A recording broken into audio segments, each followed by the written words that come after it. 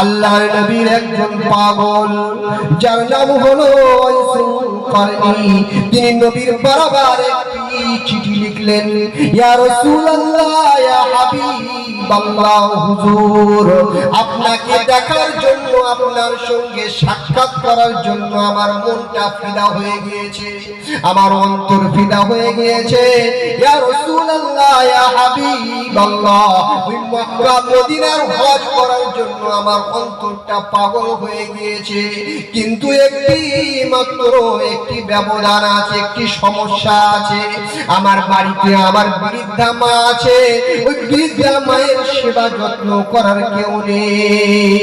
নবীজি চিঠির উত্তরে বললেন, ও ওয়াইসুল কারনী, তোমাকে আমার সঙ্গে সাক্ষাৎ করতে আসতে হবে না, মক্কা মদিনার হজ করতে আসতে হবে না, তুমি তোমার মায়ের সেবা যত্ন করো।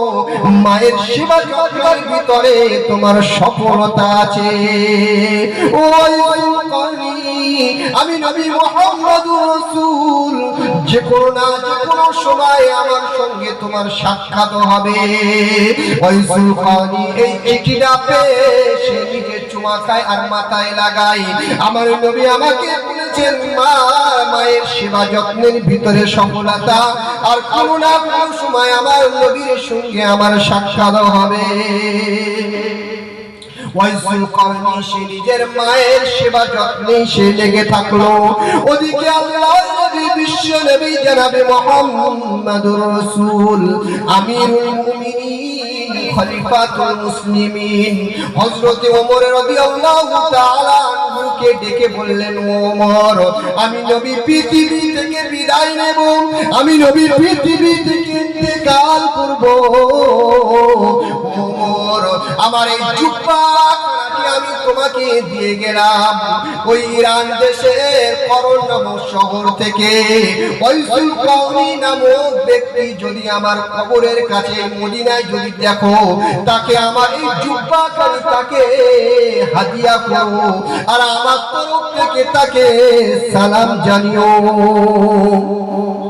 একদিন নবী পৃথিবী থেকে বিদায় নিয়ে চলে গেলেন। এমন করে ওয়াইসুল কারনী নিজের মায়ের সেবা যত্নে, খাদিমে, খিদমতে তিনি লিপ্ত আছেন। এক সময় মা তিনি পৃথিবী থেকে বিদায় নিলেন।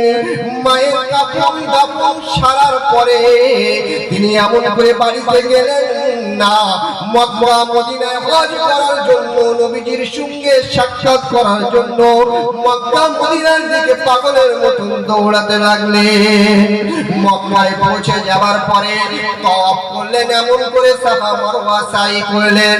মক্কা থেকে মদিনায় 450 মাইল তিনি পায়ে হেঁটে অতিক্রম করে মদিনায় এসে নবীজি রওজা পাকের কাছে তিনি বসে কাঁদছেন।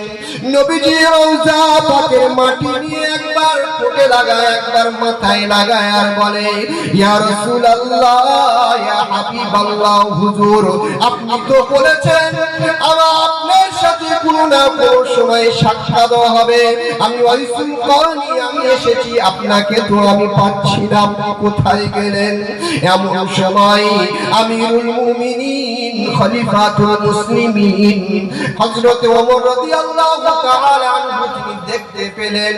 গিয়ে বললেন, ও তুমি কে, তোমার নাম কি? ওয়াইসুল কারনী।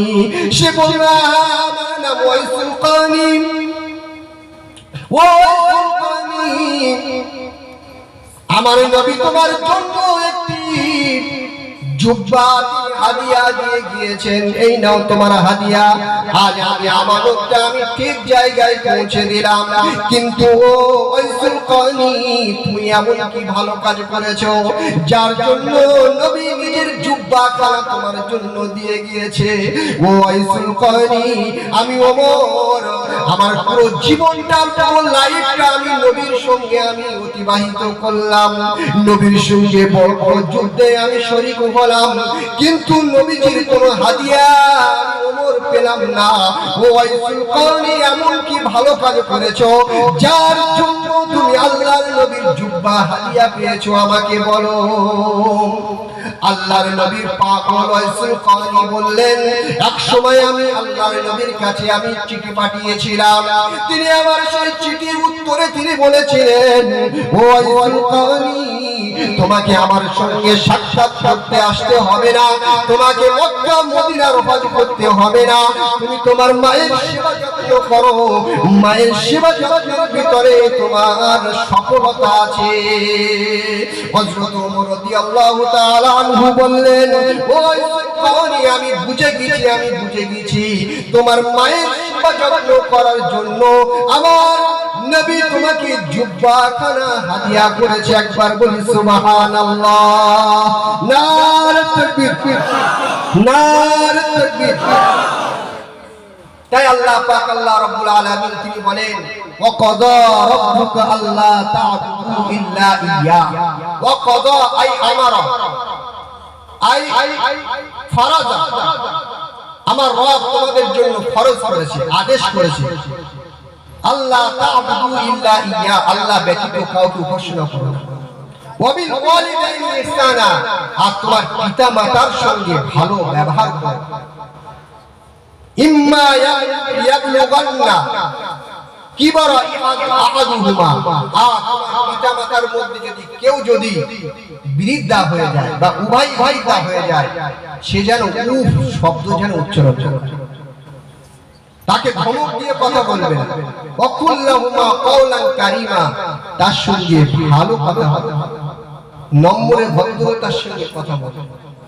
আর তোমার পিতা মাতা যদি পৃথিবী থেকে বিদায় নেয়, ওয়াকুর রাব্বিরহামহুমা কামা রাব্বায়ানি সগীরা, যদি তোমার পিতা মাতা পৃথিবীর জমিন থেকে বিদায় নেয়, আল্লাহর কাছে দোয়া করবে, ও আল্লাহ, আমার পিতা মাতা ছোটবেলায় যেমন আমাকে লালন পালন করেছে, স্নেহ দিয়ে ভালোবাসা দিয়ে, আমার পিতা মাতাকে আপনি ঠিক আপনার রহমতে তাদেরকে লালন পালন করুন। একবার বলুন সুবহানাল্লাহ।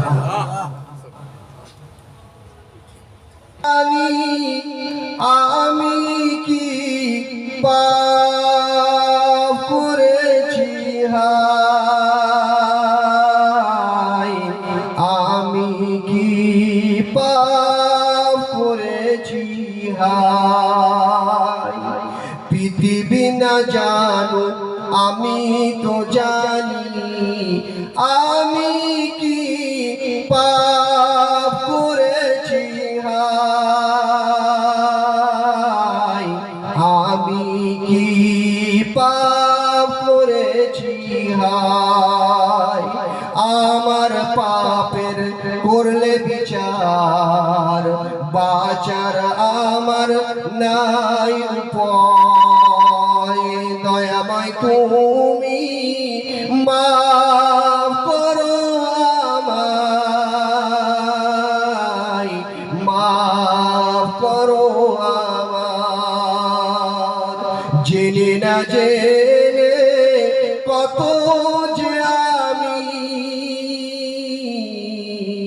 করেছি পাপ, কতবার করেছি তওবা,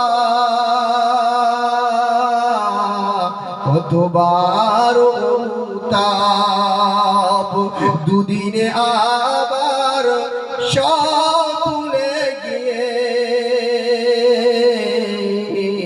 মেতে গেছি দুনিয়ায়, মাফ করো